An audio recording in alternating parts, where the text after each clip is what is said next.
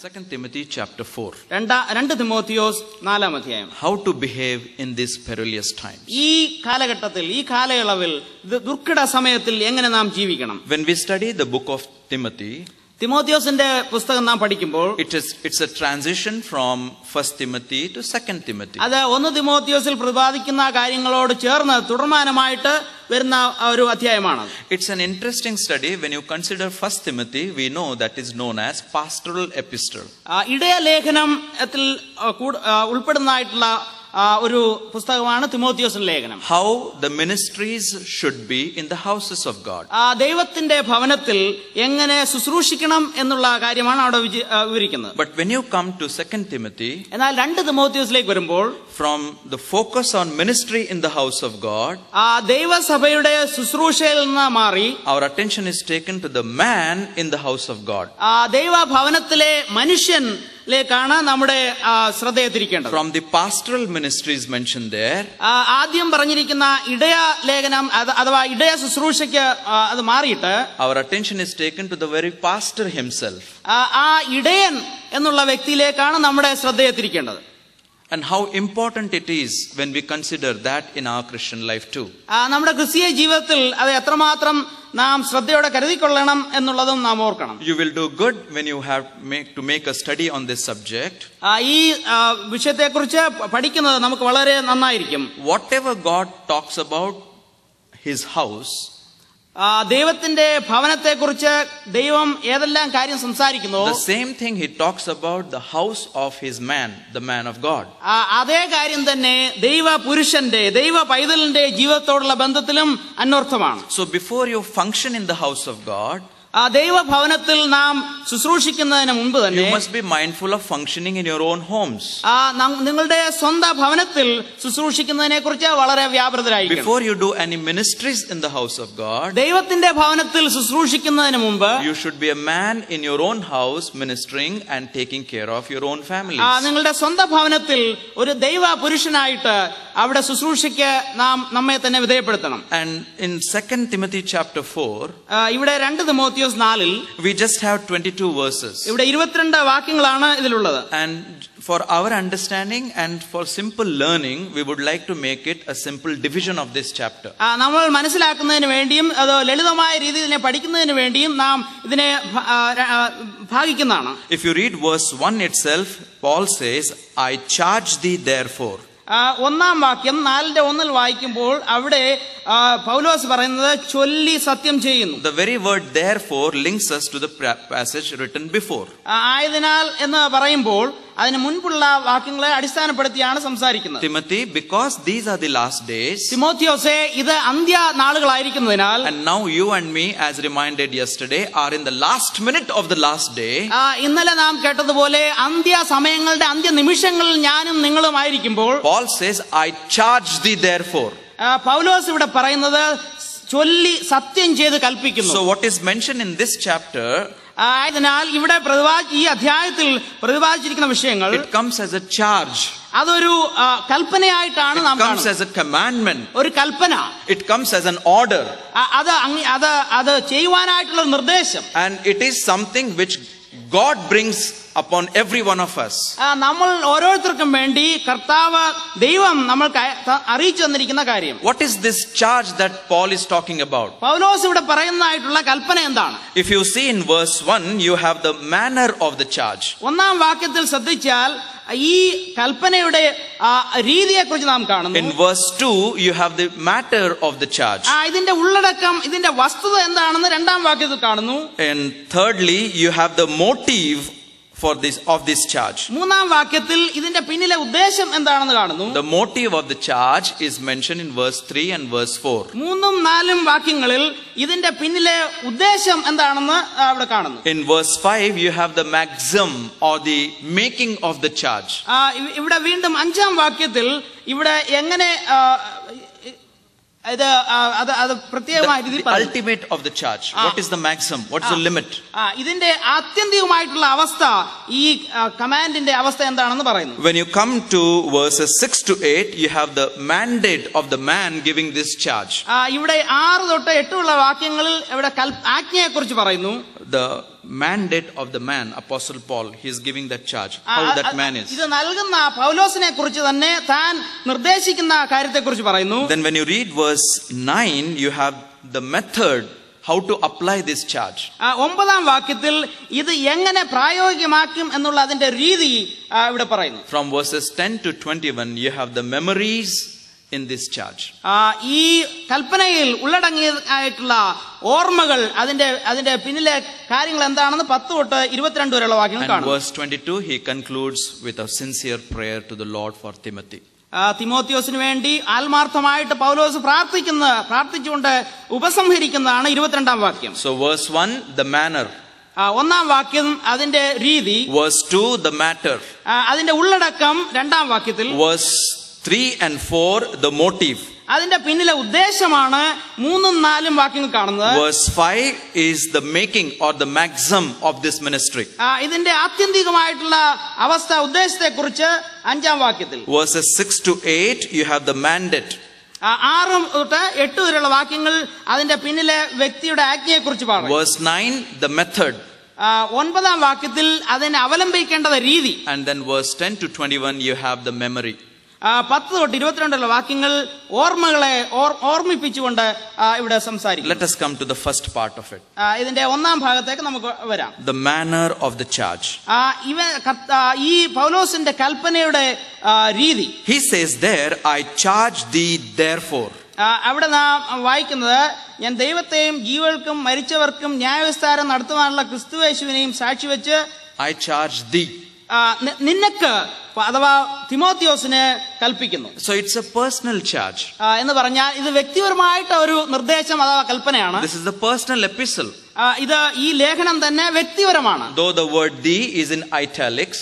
ഇറ്റാലിക്സിലാണ് നീ എന്നുള്ള കാര്യം തിമോത്തിയെ കുറിച്ച് പറയുന്നതെങ്കിലും, but we know everything that is written here is personally mentioned to him.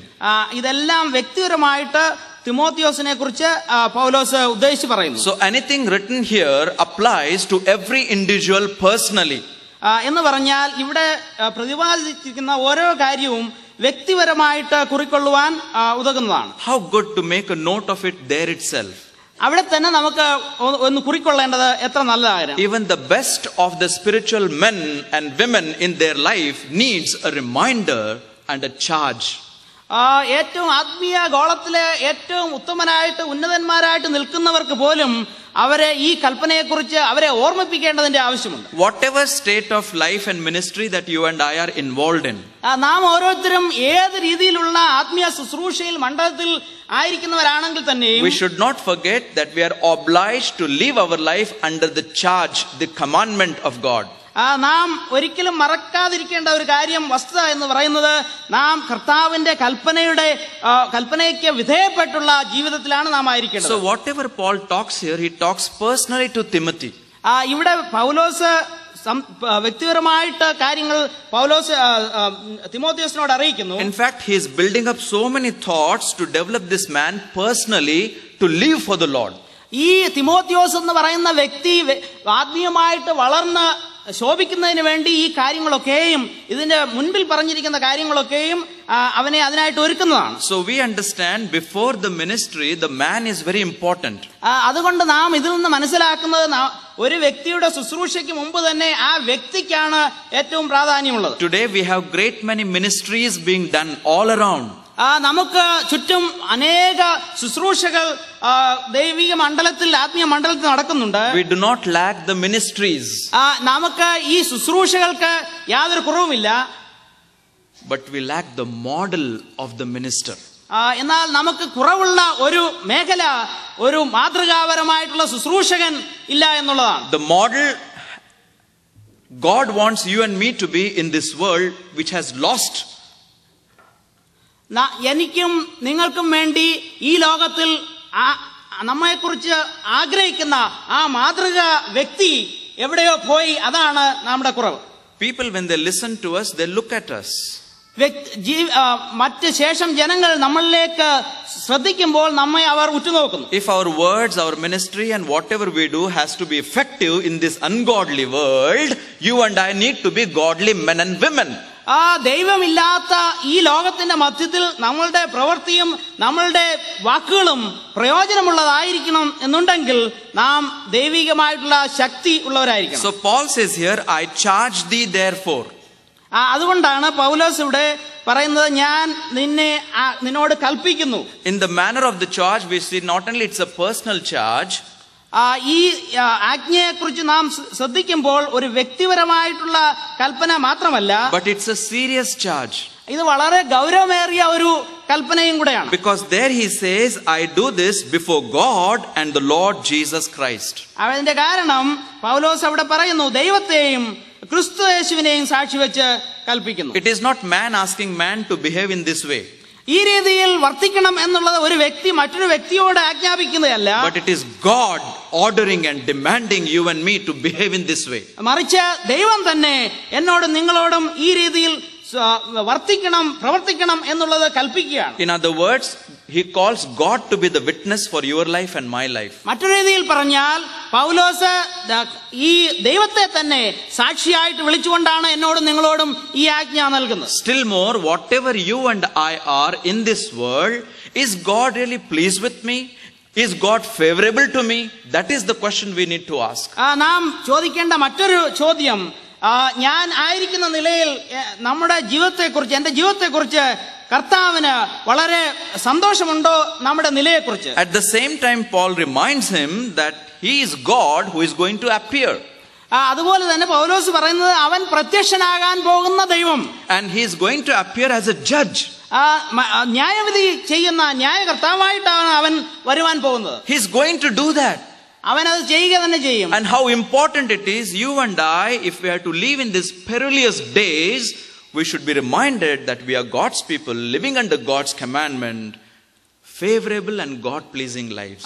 അതുകൊണ്ട് എത്രമാത്രം ആവശ്യമായിരിക്കുന്ന കാര്യമാണ് നാം ഈ ദുർഘട കാലങ്ങളിൽ, ഈ കഷ്ട ദിവസങ്ങളിൽ ജീവിക്കുമ്പോൾ നാം കർത്താവിന് പ്രസാദകരമായിട്ടുള്ള വ്യക്തിപരമായിട്ടുള്ള ജീവിതത്തിന്റെ ഉടമകളായി വർത്തിക്കണം എന്നുള്ളത്. Beloved, and on one day every one of us will have to give an account of everything that God has entrusted us with.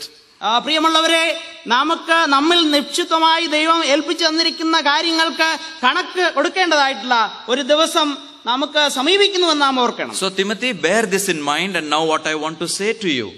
അതുകൊണ്ട് തിമോത്തിയോസേ, ഇത് നീ മനസ്സിൽ കരുതിക്കൊള്ളുക, ഞാൻ നിന്നോട് ഇപ്പോൾ കൽപ്പിക്കാൻ പോകുന്ന കാര്യം. God will judge about the words that we have spoken. നാം സംസാരിച്ച ഈ വിഷയങ്ങളെ കുറിച്ച് ദൈവം താൻ നമ്മോട് ന്യായവിധി നടത്തും. Let your ya be ya and nay be nay. Anything more than that comes from the evil one. Matthew 5:37.